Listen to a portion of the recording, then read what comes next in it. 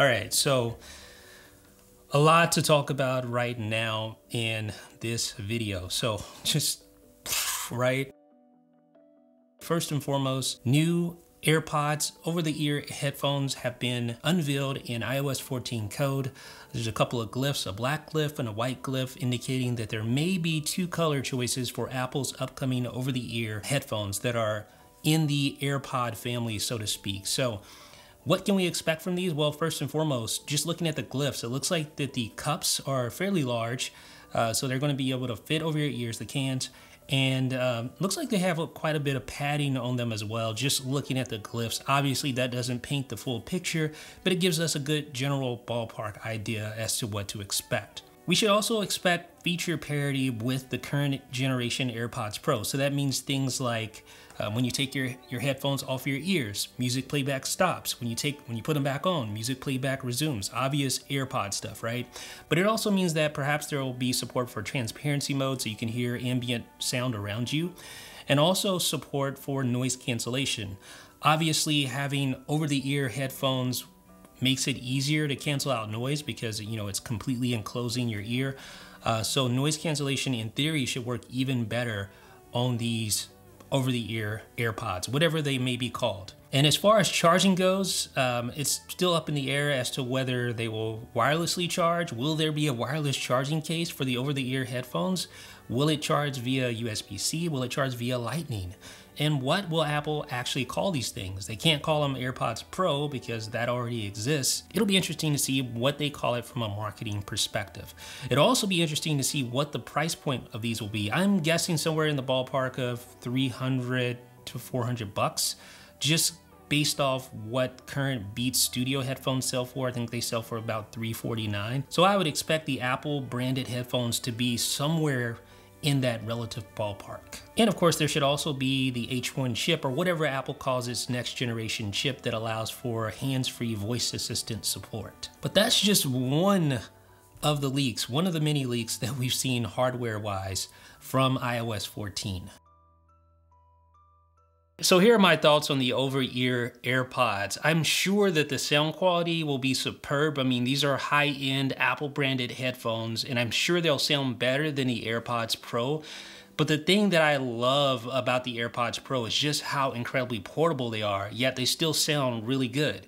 And I just have a hard time imagining that over-ear headphones will be portable, or as portable, of course, as the AirPods Pro.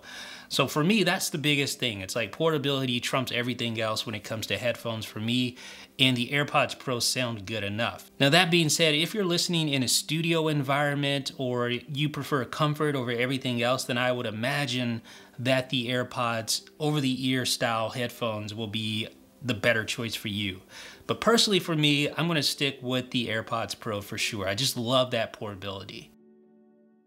Now, according to iOS 14 code, a new iPad Pro is in the works. Most obvious thing ever, right? This iPad Pro will include that triple lens camera system. So you'll have a wide angle, an ultra wide angle, and a telephoto lens on the back of the new iPad Pro. The new iPad Pro also includes a brand new time of flight 3D sensor, which will lend itself to new AR applications. And by the way, Apple is developing a brand new AR app for iOS 14. For quite some time, we've been hearing about this new iPad with its fancy triple camera array similar to that of the iPhone 11 Pro. The camera sounds awesome, but I mean, it's an iPad, so it's not going to be the main focal point of the device for me personally.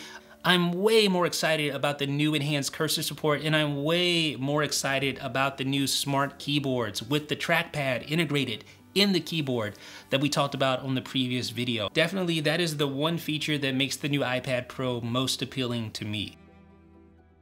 Now, the next sort of obvious thing that we know is coming but has been confirmed in iOS 14 code is the iPhone 9 or the iPhone SE 2, depending on how Apple goes about marketing it. No surprise here, the iPhone 9 will support Touch ID biometric authentication, so there is no Face ID sensor to be found on this entry-level hardware. Apple is hoping that this iPhone 9 release with its lower price point will push iPhone 6 users to upgrade in the very near future. Now, of course, there is some uncertainty given the current state of affairs in the world with the coronavirus, but it's largely expected that the iPhone 9 could be released any day now. And then in episode 2 of the least surprising thing ever, the iPhone 9 or iPhone SE2, whatever Apple decides to call it, I honestly can't say that I'm looking forward to that at all. Number one, it's not going to feature that same iconic iPhone SE, you know, iPhone 5S era style of design. It's not going to feature that same design. The design is going to be borrowed from the iPhone 8, which is fine, but it's not like a reason to love this device. The design is just kind of like, okay. Now granted, it will feature updated internals, so modernized internals inside that chassis from the iPhone 8, so that's cool, right? And most importantly, it's gonna be affordable, or relatively affordable at least. So that checks off a box on Apple's like pricing strategy, but it really isn't the most exciting thing in the world, especially with that iPhone 8 chassis. It just screams boring. But again, that's not the type of phone that an enthusiast would be looking at anyway. So, I mean, it's not a big deal that it's not exciting, but it's not exciting. And here's something very exciting for Apple TV users who hate the current generation remote control, as I do, and I'm sure many of you do. According to details found within iOS 14, Apple is currently working on a brand new Siri remote for the Apple TV. Yes. The Siri remote has been a big point of contention for many Apple TV users. No doubt you probably feel the same way. Hopefully it will appear alongside updated Apple TV hardware in the near future. Navigating with the Siri remote with accidental presses of the remote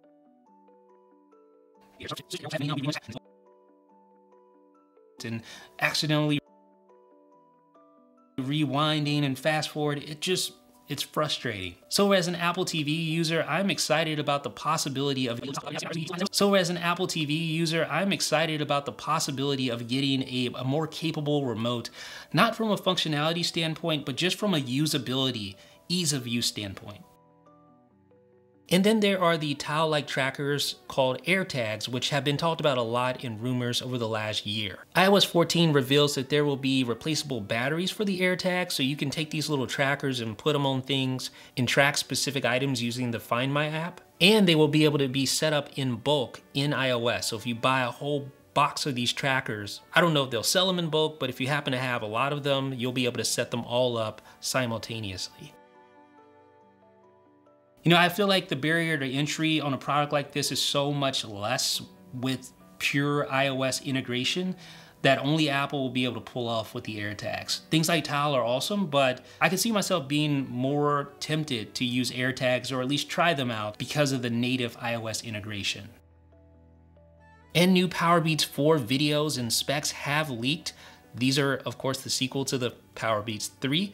The Powerbeats 4 features a sleeker design that is more comfortable on the ear. It will also feature 15 hours of battery life compared to just 12 hours on the Powerbeats 3. The headphones will be offered in black, white, and red colors, and it should also support the H1 chip, which allows for always-on assistant, easy pairing with your iOS device, etc. And another first for the Powerbeats 4, they will now charge via Lightning instead of micro USB, which is definitely a welcome change. So Powerbeats 4 seem cool. I mean, good price point, 150 bucks, 15 hours of battery life, charging via Lightning. Sounds awesome, but it's that wire. I just can't get past that. After using the Powerbeats Pro, I just couldn't see myself ever going back to a pair of headphones with a wire, but maybe that's just me. Yes, indeed, there will be another Apple Watch. Go figure, right? Apple Watch Series 6 is in the works with a whole lot of interesting new features related to watchOS 7. Starting to all blur together right now. Now, according to iOS 14 code, there is a new feature in the works to detect oxygen levels via the Apple Watch. Now, whether or not this is going to require brand new Apple Watch hardware is anyone's guess, My guess would be yes, that it would require Apple Watch hardware. So potentially the Apple Watch Series 6 could have the ability to track oxygen levels in your blood. There will also be a new ECG upgrade. Currently, with heart rate readings between 100 and 120 beats per minute, the ECG readings are inaccurate. This ECG update, whether it will be strictly limited to new hardware or maybe found in new software, will remove this limitation, which is awesome. Apple Watch Series 6, we don't know a lot about it, but it's pretty much a guarantee I'm going to want to upgrade. I seem to upgrade Apple Watch every year. It's probably my most used tech product because it's like strapped to my wrist every single day. Beside my iPhone, it is definitely the most used tech product, and 99.9% sure I'm going to be upgrading regardless of how expansive the update is. So I'll have more software related details in an upcoming video, so stay tuned for that. But what do you guys think about all these leaks? What is your most anticipated product of this year? Are you looking forward to the new iPad Pro? Are you looking forward to the iPhone 9, the AirTags, the over-ear AirPods, the new Siri remote, or the Apple Watch Series 7? Let me know down below in the comment section and hit that subscribe button because we'll be back with much, much more. This is Jeff with 9 to 5 Mac.